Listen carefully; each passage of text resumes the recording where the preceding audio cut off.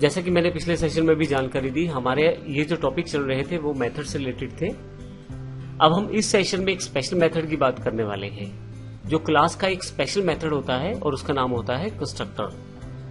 तो जब भी हम अपनी क्लास का कभी कोई ऑब्जेक्ट बनाते हैं तो डिफॉल्ट रूप में कंस्ट्रक्टर इन्वोक हो जाता है, ऑटोमेटिकली उसे कॉल कर लिया जाता है जब भी हम एक ऑब्जेक्ट क्रिएट करते हैं। लेकिन मेथड होने के साथ साथ इसकी कुछ स्पेशलिटीज भी हैं, जैसा मैंने बताया कि ऑटोमेटिकली कॉल हो जाता है। इसके अलावा भी इसके काफी सारे फीचर जो हैं एक सिंपल मेथड से इसको अलग करते हैं। तो आइए उन फीचर्स के बारे में जान लेते हैं।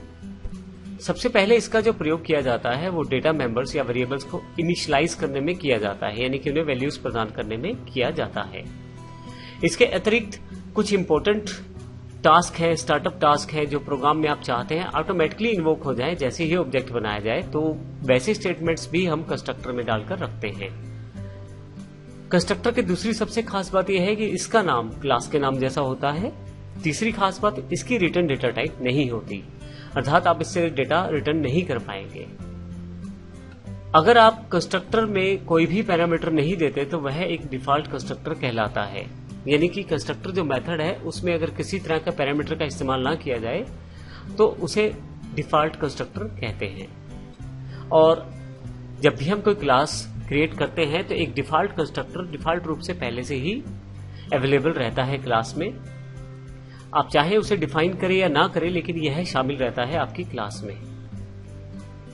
इसके अतिरिक्त हम अपने कंस्ट्रक्टर भी क्रिएट कर सकते हैं, और यदि चाहे तो अगर किसी कारण से डिफॉल्ट कंस्ट्रक्टर प्रयोग नहीं हो रहा है या नहीं करना चाहते तो हम अपने पैरामीटर बेस्ड कुछ कंस्ट्रक्टर भी क्रिएट कर सकते हैं।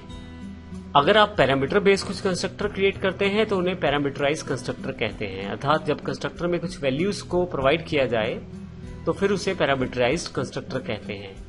पैरामीटर का अर्थ यहाँ पे वो वैल्यूज हैं जो आप एक्स्ट्रा या बाहर से प्रोवाइड करते हैं कंस्ट्रक्टर को। कंस्ट्रक्टर उनके आधार पे कुछ कार्य कर सकता है।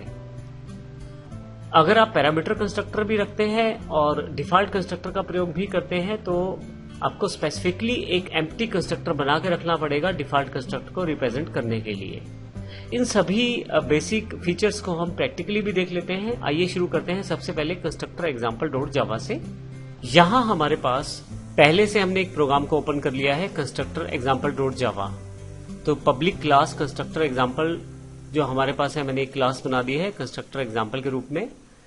अब देखिए यहाँ पे एक स्पेशल मेथड डिक्लेयर किया गया है। ये स्पेशल इसलिए है क्योंकि इसका नाम क्लास के नाम जैसा है, और यदि आप इसमें देखें तो हमने किसी भी तरह की रिटर्न डेटा टाइप का प्रयोग नहीं किया है, ना वॉइड ना इंटीजर इत्यादि।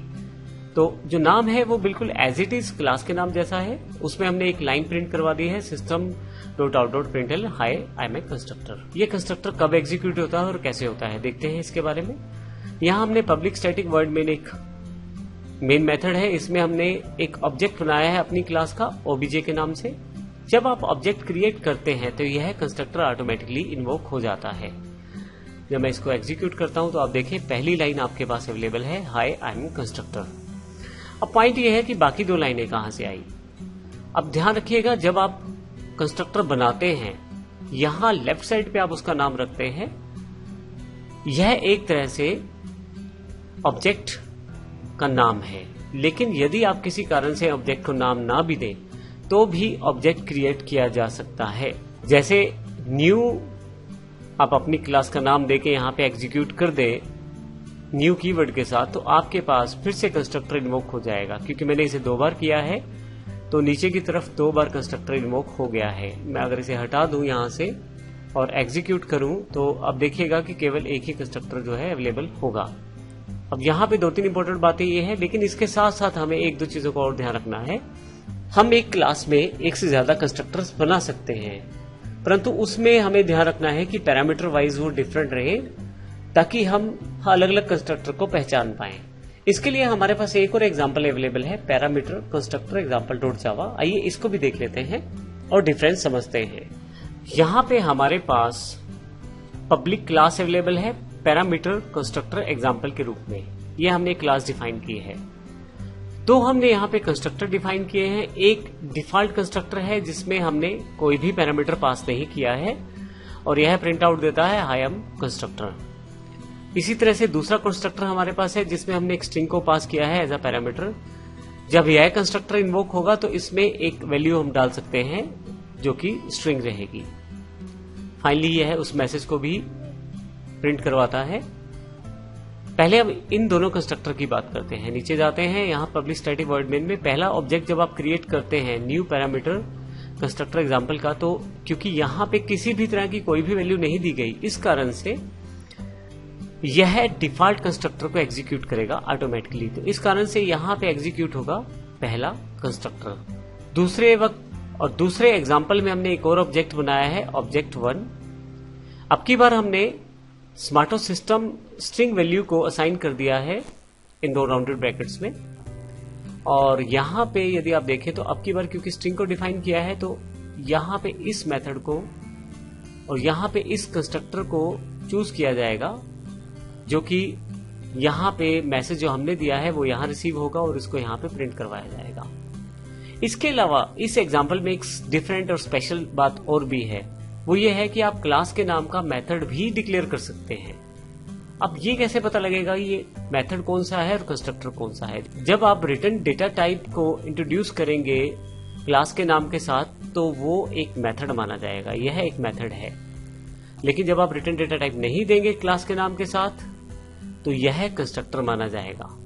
जब आप मेथड के साथ रिटर्न डेटा टाइप दे देते हैं तो क्लास के नाम जैसा एक मेथड तैयार हो जाता है, आप इसे कॉल कर सकते हैं उसी डिफॉल्ट तरीके से जैसे हम पहले प्रयोग करते आ रहे हैं। सबसे पहले ऑब्जेक्ट क्रिएट करें और उसके साथ आप उस मेथड को कॉल कर लें। अब मैं अगर एग्जीक्यूट करता हूं तो मेरे पास सभी आउटपुट बिल्कुल सही रहते हैं। तो ध्यान रखिएगा, न केवल कंस्ट्रक्टर बल्कि मेथड भी क्रिएट किए जा सकते हैं। आप रिटर्न डेटा टाइप को डिफाइन करें और आपका मेथड तैयार हो जाएगा सेम नाम से, क्लास के नाम जैसा। तो इस प्रकार से इस सेशन में हमने देखा किस प्रकार डिफरेंट टाइप के कंस्ट्रक्टर हम क्रिएट कर सकते हैं और इन्वोक, और जब वह ऑटोमेटिकली कॉल किए जाते हैं तो उनको किस प्रकार का पैरामीटर वैल्यू दी जा सकती है। अगले सेशन में हम एक मेथड और एक कंस्ट्रक्टर के बीच के डिफरेंस को समझेंगे कि दोनों का डिफरेंस क्या होता है। हालांकि हमने अभी एज एन एग्जांपल यहाँ भी थोड़ा सा इसको वर्कआउट किया है, लेकिन नेक्स्ट सेशन में अब इसके पूरे एग्जांपल्स को लाइन बाय लाइन मैच करके देखते हैं कि क्या फर्क रहता है जब हम एक कंस्ट्रक्टर और एक मेथड को कंपेयर करते हैं। तो धन्यवाद।